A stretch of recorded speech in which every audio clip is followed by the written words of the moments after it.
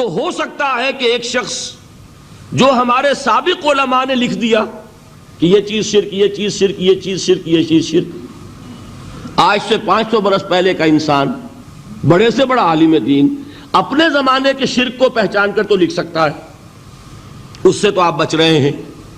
امام ابن تیمیہ نے اس کو شرک قرار دیا، اس کو شرک قرار دیا، اس کو شرک قرار دیا، کوئی شخص ہے جو اس سے تو بچ گیا۔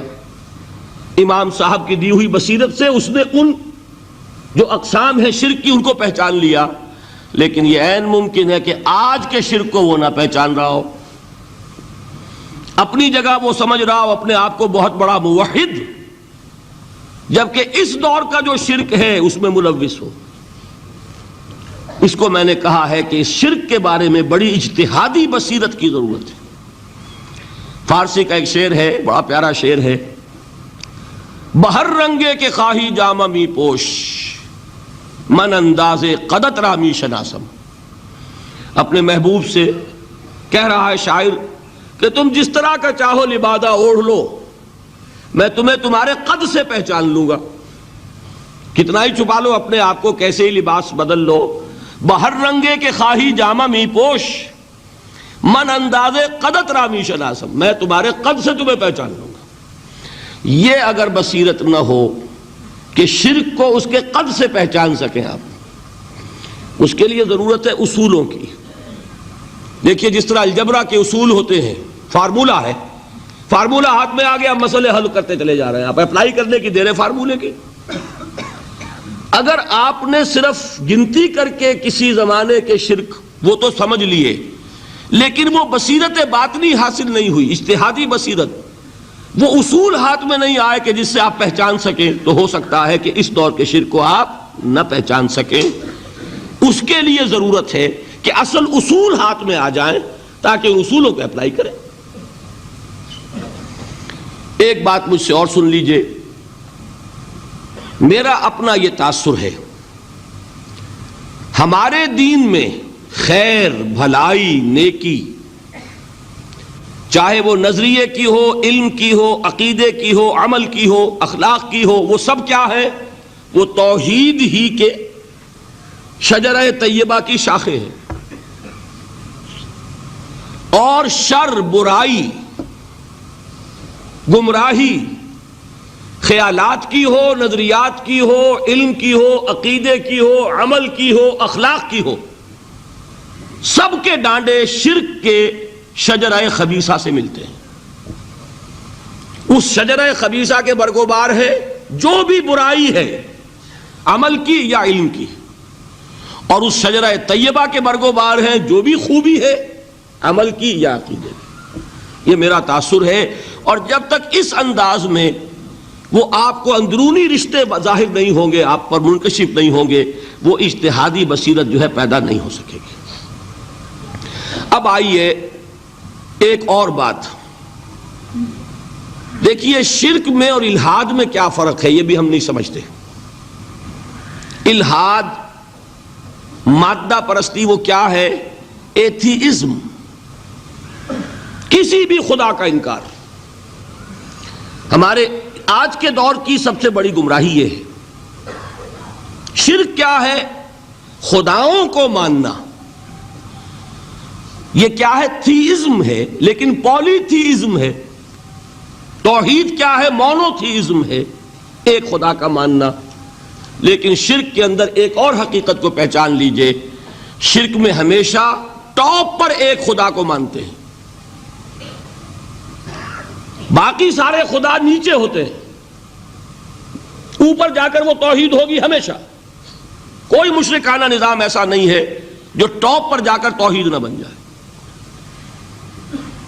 دیکھیے ہندو دیویاں، دیوتا بے شمار، لیکن مہادیو وہ بھی کیا دو ہیں؟ مہادیو وہ تو ایک ہے۔ انگریزی میں گاڈز، گاڈیسز، لیکن وہ چھوٹے جی سے لکھے جائیں گے، چھوٹے جی سے لکھے جانے والے gods and goddesses. Roman mythology ہو، گریک مائتھولوجی ہو، ان دیویوں دیوتاؤں کے نام ہی آپ نہیں یاد کر سکتے، لیکن گاڈ بڑے جی سے، وہ ایک ہے کہ نہیں؟ ٹاپ پر جو ہے وہ ایک ہے، اس کو وہ بھی مانتے ہیں کہ اومنی پوٹنٹ، اومنیشنٹ، اومنی پریزنٹ، علی کل شیء قدیر، بکل شیء علیم، ہر جگہ موجود، وہ تو ایک ہی ہے، وہ تو کیپٹل جی سے لکھا جائے گا۔ باقی اس کے نیچے فوج ہے دیویوں کی، دیوتاؤں کی، خداؤں کی اور خدانیوں کی، وہ گاڈز اینڈ گاڈیسز ہیں۔ عرب میں کیا تھا؟ میں نے پہلے آپ کو وہ دو مثالیں دے دی ہیں، تیسری اور ایران کی لے لیجئے، خیر کا خدا اور شر کا خدا اور، ایک یزداں ایک اہرمن، ٹھیک، سنویت ہو گئی نا، دو خداؤں کو مانا، لیکن وہی ہیں جو خدائے خدائے گاں، خداؤں کا خدا، اس کو ایک ہی مانتے ہیں۔ یہی معاملہ عرب میں تھا، اللہ وہ ایک ہی تھا ان کے ہاں۔ قرآن میں آتا ہے ان سے پوچھئے وَلَئِن سَأَلْتَهُم مَّنْ خَلَقَ السَّمَاوَاتِ وَالْأَرْضَ لَيَقُولُنَّ اللَّهُ، جب ان سے کہا جاتا ہے کہ کس نے پیدا کیا آسمان اور زمین کو، یہ فوراً کہیں گے اللہ نے۔ فَأَنَّىٰ يُؤْفَكُونَ، تو یہ ماننے کے بعد کدھر جا رہے ہیں؟ وہ کیا کہتے تھے کہ وہ بڑا اللہ تو ایک ہی ہے، لیکن چھوٹے آلہہ ہیں۔ آلہہ اور اللہ میں وہی فرق ہے جو کیپٹل جی کا گاڈ اور چھوٹے جی سے گاڈز اینڈ گاڈیسز، وہی فرق ہے کہ جو مہادیو اور دیویوں اور دیوتاؤں میں ہے، وہی وہاں تھا اللہ، وہ ایک اور سپریم، سب سے بالا تر، اس سے اوپر کوئی نہیں، تخلیق میں اس کا کوئی ساجی نہیں، لیکن اس نے کچھ آلہہ ہیں جنہیں کچھ اختیارات تقسیم کیے ہوئے ہیں، کچھ اس کے لاڈلی ہستیاں ہیں جو سفارش کر سکتی ہیں۔ بس یہ شرک تھا مشرکین مکہ کا، بات سمجھ رہے ہیں؟ اس کا جائزہ لیں گے تو آپ کو، اور جو آج شرک کی اقسام میں بیان کروں گا اس کو ہاتھ میں لیں گے تو کسی موحد کا تلاش کرنا مشکل ہو جائے گا۔ ڈھونڈ اب ان کو چراغ رخ زیبا لے کر، آج جن کا نام مسلمان ہے ان کی اکثریت کسی نہ کسی نوع کے شرک میں مبتلا ہے۔ اب آئیے اقسام شرک۔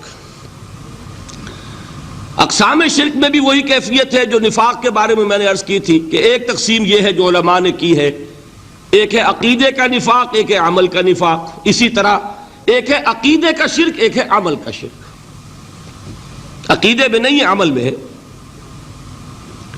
ایک تقسیم آپ نے سنی ہوگی شرک جلی، شرک خفی، ایک ہے ننگا شرک، کھلم کھلا شرک، ایک ہے چھپا ہوا شرک جو نظر نہیں آتا۔ لیکن ایک مغالطہ اپنے دل سے نکال دیجئے، بعض لوگ شرک خفی کو شرک نہیں سمجھتے، یہ بہت بڑی غلطی ہے۔ اگر وہ شرک نہ ہوتا تو حضور اسے شرک نہ کہتے، کوئی اور لفظ، عربی زبان کا دامن جو ہے محدود نہیں ہے، پھر اس کے لیے کوئی اور لفظ اختیار فرمایا جاتا ہے وہ شرک۔ لیکن ایک شرک ہے جلی جو نمایاں ہے، نظر آ رہا، ایک ہے شرک خفی جو نظر نہیں آ رہا، اور وہ کتنا خفی ہو سکتا ہے اس کی ایک مثال دی حضور نے۔ شرک خفی اتنا خفی ہو سکتا ہے، ذرا مبالغہ دیکھیے جو حضور نے بات کو سمجھانے کے لیے مثال میں جو مبالغہ اختیار فرمایا۔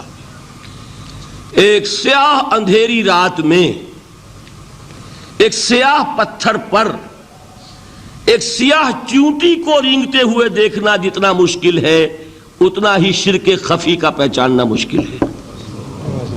بتائیے، آپ نے فرمایا انا افصح العرب، میں عرب کا فصیح ترین انسان ہوں، اس سے آگے کوئی مثال دی جا سکتی ہے؟ اندھیری رات، تاریک رات، پتھر سیاہ، چیونٹی سیاہ، کون دیکھ سکتا؟ جتنا اس کو دیکھنا ناممکن ہے اتنا ہی شرک خفی کا پہچاننا مشکل ہے۔ گویا کہ اس سے تو اللہ ہی بچائے گا تو انسان بچے گا۔ ایک آخری بات تمہیداً اور عرض کر دوں، پھر میں چلوں گا اقسام پر۔ میری جو باتیں آپ کے سامنے آئی اس سے ایک منطقی نتیجہ نکلتا ہے، کوئی شخص اگر حقیقتاً شرک سے بچ جائے، واقعتاً شرک سے بچ جائے، ہر قسم سے بچ جائے، اس سے بھی اوپر کوئی انسان ہوگا؟ گویا کہ یہ آخری منزل ہے، یا یوں کہیے کہ جس شخص کے بارے میں اللہ تعالیٰ یہ مان لے کہ میرا یہ بندہ شرک سے بری ہے، اس سے بڑی سند کوئی ہے؟ دی ہائیسٹ ٹیسٹیمونیل، سب سے بڑی سند، سب سے بڑی تعریف جو بندے کی ہو سکتی ہے وہ کیا ہے؟ یہ مشرک نہیں۔ یہی وجہ ہے، دیکھیے آپ قرآن مجید میں حضرت ابراہیم کے ذکر میں دیکھیں گے، ابراہیم کا مقام کیا ہے؟ خلیل اللہ، ابو الانبیاء، امام الناس، تین نسبتیں ہیں، تینوں بڑی عظیم۔ اللہ کے ساتھ نسبت کیا ہے؟ خلیل، واتخذ اللہ ابراہیم خلیلا۔ ابو الانبیاء، کتنے نبی ہیں ان کی نسل میں؟ اسحاق اور اسماعیل سے چلیے، پھر یعقوب اور یوسف، اور پھر چلیے موسیٰ اور ہارون، اور پھر چلیے سارے انبیاء بنی اسرائیل کے، حضرت عیسیٰ، پھر یہاں تک کہ محمد الرسول اللہ کس کی اولاد ہے؟ ابراہیم کی، ابو الانبیاء۔ اور نمبر 3، انی جاعلک للناس اماما، امام الناس۔ اور قرآن میں جو سب سے بڑی سند انہیں دی جاتی ہے وہ کیا؟ وما کان من المشرکین، وہ ابراہیم مشرکین میں سے نہیں تھے۔ معلوم ہوا کہ یہ سب سے بڑی سند ہے، سب سے بڑا سرٹیفکیٹ ہے، سب سے بڑا ٹیسٹیمونیل ہے جو اللہ کی طرف سے کسی کو مل جائے۔ میں جو اقسام شرک بیان کرنا چاہتا ہوں تو میری تقسیم ذرا مختلف ہے۔ اب وہ ذرا اپنے ذہن میں وہ نقشہ بنا لیجئے، آپ بنایا کرتے ہیں ایک، اس کو پھر 3 میں تقسیم کیجئے۔ شرک کی 3 بڑی بڑی قسمیں ہیں۔ شرک فی الذات نمبر 1، شرک فی الصفات نمبر 2، شرک فی الحقوق نمبر 3۔ اور یہ میں عرض کر دوں آپ سے پہلے ہی، یہ مضمون بہت طویل ہے، میں آج صرف یہ کروں گا کہ خاکہ مکمل کر دوں۔ اب اس خاکے میں رنگ بھرنا، وہ تو ایک موضوع پر شرک فی الذات پر پوری تقریر ہونی چاہیے، شرک فی الصفات پر ہونی چاہیے۔ ایک ایک گھنٹے کے میرے 6 کیسٹ ہیں اللہ کے فضل و کرم سے، جو کئی سال سے وہ پھیل رہے ہیں۔ 6 گھنٹے میں میں نے ان چیزوں کو بیان کیا، وہ موجود ہوں گے، لیکن آج وہ خاکہ ذہن میں بنا لیجئے، اور کچھ آپ کو الجبرے کے فارمولے ہاتھ میں آ جائیں تاکہ خود آپ میں صلاحیت پیدا ہو جائے پرکھنے کی کہ اس فارمولے کو اپلائی کر کے دیکھ لیں یہ شرک ہے یا نہیں۔